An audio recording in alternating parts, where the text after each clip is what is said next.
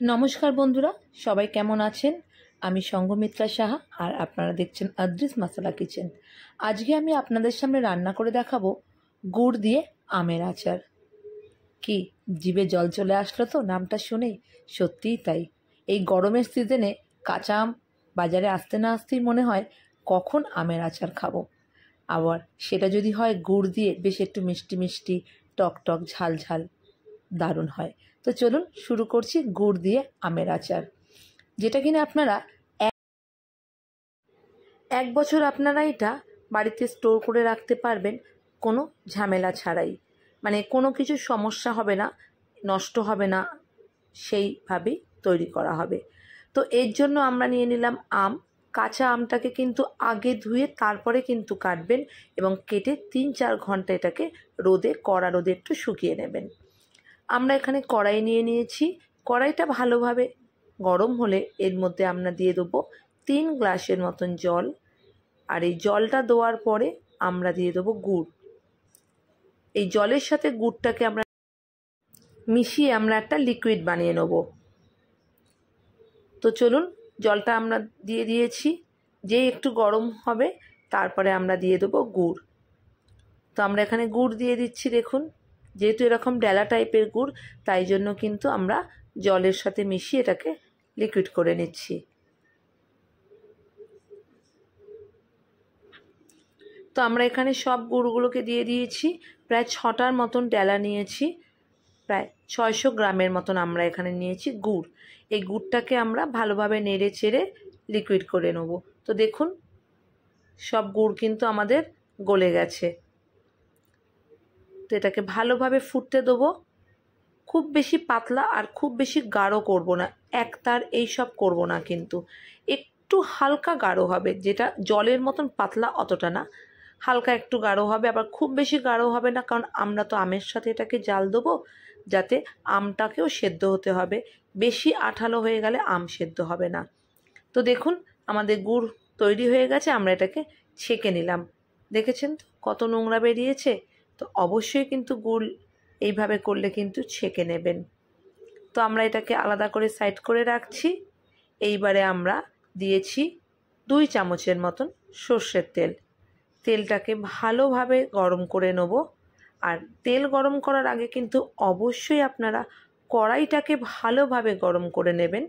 তারপরে আপনারা তেল দিয়ে তেলটাকে গরম করবেন, নইলে কিন্তু যখন আম দিয়ে নাড়াবেন তখন কিন্তু কড়াইতে লেগে যেতে পারে। তো কড়াইটা ভালোভাবে গরম করে তারপরে আমরা তেলটাকে দেবো। আর তেলটাকেও ভালোভাবে আমরা গরম করে নিচ্ছি। এবারে আমরা এতে দিয়ে দেবো শুকনো লঙ্কা আর দেবো শুধু মৌরি ফোড়ন দিচ্ছি। আমরা কিন্তু এখানে 5 ফোড়ন দেব না। তো এখানে প্রায় 3-4টে শুকনো লঙ্কা দিয়েছি আর মৌরি দিয়েছি। মৌরিটা যখন একটু ভাজা ভাজা হবে, এটা গন্ধ ছাড়বে, তখন আমরা যে আমটাকে শুকিয়ে নিয়েছিলাম সে আমটাকে দিয়ে দেবো। এইবারে ভালোভাবে আমটাকে নেড়ে চেড়ে, মানে তেলের মধ্যে যেরকম মানুষে কষায় কিছু মাংস কিংবা কিছু সবজি, ঠিক ওইভাবে আপনাদেরকে কিন্তু গ্যাসের আঁচটাকে বাড়িয়ে কষিয়ে নিতে হবে বলতে গেলে, যাতে তেলগুলো সব কটা আমের গায়ে লেগে যায়। সেইভাবে আপনাদের মিনিট 2-3 ভালোভাবে এটাকে কষতে দিতে হবে। এইবারে আমরা দিয়ে দিচ্ছি নুন। নুনটা কিন্তু একটু বেশি দিতে হবে। প্রায় আমরা এখানে 2 থেকে 2.5 চামচের মতো নুন দিচ্ছি। আর দেব হলুদ। হলুদটা দেওয়াতে কী হবে না, গুড়ের রঙও কালো, আর হলুদটার সাথে দেখবেন আরও কালচে ব্যাপারটা যেটা আমাদের দোকানে পাওয়া যায় সেই কালারটা কিন্তু আসবে। তো আমরা এখানে নুন হলুদ দিয়ে আবারও আমরা মিনিট 5 এটাকে কিন্তু ভালোভাবে নাড়ব। নুন দিলে কিন্তু জল ছাড়বে আমের থেকে, আপনারা ভয় পাবেন না। গ্যাসের আঁচটাকে বাড়িয়ে দিয়ে 5 থেকে 7 মিনিটের জন্য এইভাবে আপনাদের একটু নেড়ে চেড়ে নিতে হবে। তো দেখুন 5-7 মিনিট বাদে কিন্তু আমটা কীরকম মজে গেছে, মানে যতটা পরিমাণ আম দেখাচ্ছিল আগে তার থেকে কিন্তু আমটা অনেকটা যেন কমে গেছে। এইবারে আমরা এর মধ্যে দিয়ে দেবো যেই লিকুইডটা বানিয়েছিলাম গুড়ের, সেইটা। এতটাই করতে হবে যাতে আমগুলো প্রায় ডুবে থাকে, কারণ আমগুলোকে তো সেদ্ধ হতে হবে। আমের ভেতরে যদি রসটা না ঢোকে খেতে তো ভালো লাগবে না। তো ততটাই পরিমাণে আপনারা কিন্তু এইটাকে লিকুইড করবেন গুড়টাকে। আর যদি মনে হয় পরিমাণটা কম হয়ে গেছে, আপনারা চাইলে একটু গরম জল করে এর মধ্যে দিয়ে দিতে পারেন, তাতে কোনো অসুবিধা নেই। তো আমরা দিয়ে দিলাম, দিয়ে এইবার এটাকে ভালোভাবে ফুটতে দেবো। যতক্ষণ না ফুট আসবে ততক্ষণ কিন্তু গ্যাসের আঁচটাকে বাড়িয়েই রাখবেন। ফুটবে যখন, তখন আমরা গ্যাসের আঁচটাকে একদম লো করে দেবো। তো দেখুন আমগুলো কিন্তু প্রায় অর্ধেক ডোবা ডোবা হয়েছে। হয়তো মনে হতে পারে ওপরে তো আমগুলো রয়েছে, উল্টে পাল্টে দিতে হবে। আর যখন ফুটবে তখন কিন্তু জলটা ওপর দিকে উঠেই আসবে। দেখেছেন তো আমাদের আমগুলো কিন্তু ডুবে গেছে। তো আমগুলো ডোবা হয়ে গেছে আর ভালোভাবে ফুটছেও। এইবারে আমরা গ্যাসের আঁচটাকে কমিয়ে দিয়ে প্রায় 20 থেকে 30 মিনিট কিন্তু আমাদের আমটাকে হতে দিতে হবে। আম হতে বেশিক্ষণ সময় লাগবে না, সেদ্ধ হয়ে যাবে।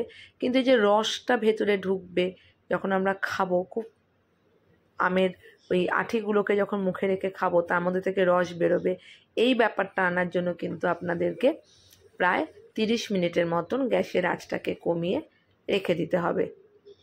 এইবারে আমরা ঢেকে দিলাম। ঢেকে দেবো কিন্তু বেশিক্ষণ যেন না, খুব বেশি হলে 5 থেকে 6 মিনিট। ঘড়ির কাঁটা দেখে 5 থেকে 6 মিনিট। যেহেতু খোসাটা আছে, খোসাটা একটু মোটা হয়, আর গুড় মিষ্টি দিলে কিন্তু অনেক সময় অনেক জিনিস কিন্তু সেদ্ধ হতে চায় না, সেই অর্থে আমরা এটাকে ঢেকে দিয়েছি 5 থেকে 6 মিনিট। দেখুন আমাদের রসটা কিন্তু খুব বেশি গাঢ় হয়নি এখনও। আর দেখুন আপনারা বুঝতে পারছেন কি না, আমগুলো কিন্তু প্রায় ফুলো ফুলো হয়ে গেছে, মানে রসগুলো কিন্তু ভেতরে ঢুকে গেছে।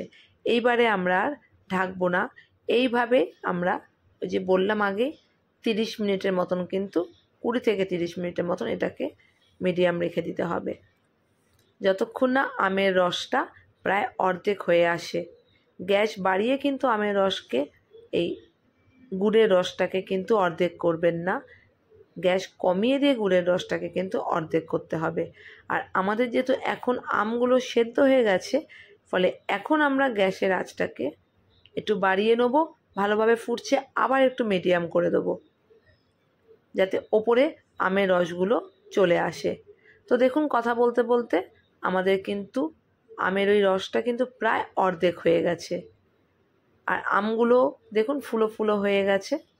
তো এই অবস্থাতে আমাদের এটাকে রেখে দিতে হবে আরও মিনিট 15-20, কারণ আরও একটু গাঢ় হবে।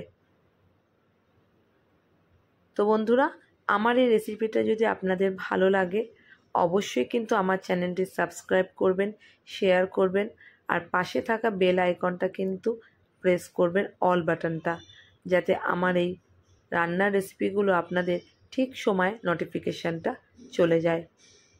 আর অবশ্যই কিন্তু আমাকে কমেন্টস লিখে জানাতে ভুল করবেন না কার কীরকম লাগলো আমার এই রেসিপি।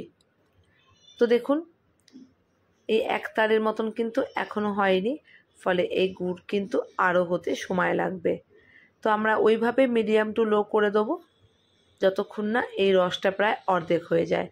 তো ততক্ষণে চলুন আমরা একটা এর মশলা তৈরি করে নিচ্ছি।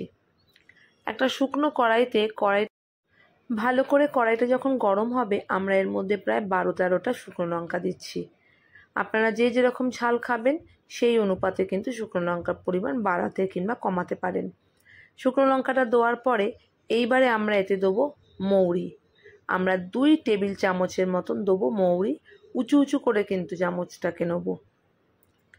তো 1 চামচ দিলাম, আর 1 চামচ, টোটাল আমরা 2 টেবিল চামচ দিলাম মৌরি, আর দেব 1 চামচ আমরা দেব 5 ফোড়ন দিয়ে এইবারে এটাকে ভালো করে আমরা নেড়ে চেড়ে নেব যতক্ষণ না এর থেকে একটা ভালো একটা গন্ধ বেরোয়। আমাদের এটা ভাজতে প্রায় 2 থেকে 3 মিনিট লাগবে। আমরা এটা হাই ফ্লেম করেই প্রথমে ভাজবো, তারপরে গ্যাসের আঁচটাকে কমিয়ে দেবো।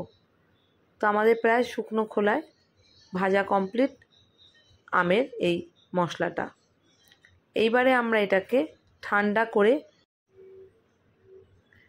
করে আমরা মিক্সিতে এটাকে গুঁড়ো করে নেব। খুব বেশি মিহি পেস্ট করব না, মানে গুঁড়ো করব না, একটু দানা দানা রাখবো, তবে খুব বেশিও আবার দানা দানা নয়, এটা কিন্তু আপনাদের অবশ্যই খেয়াল করতে হবে। এইবারে আমরা আমাদের মশলা ভাজা হয়ে গেছে, এটাকে একটা প্লেটে নামিয়ে ঠান্ডা হতে দিচ্ছি। ঠান্ডা হয়ে গেলে তারপরে আমরা এটা মিক্সিতে গুঁড়ো করে নেব। তো চলুন, আমাদের এটা ঠান্ডা হয়ে গেছে, এবার আমরা এটাকে গুঁড়ো করে নিচ্ছি।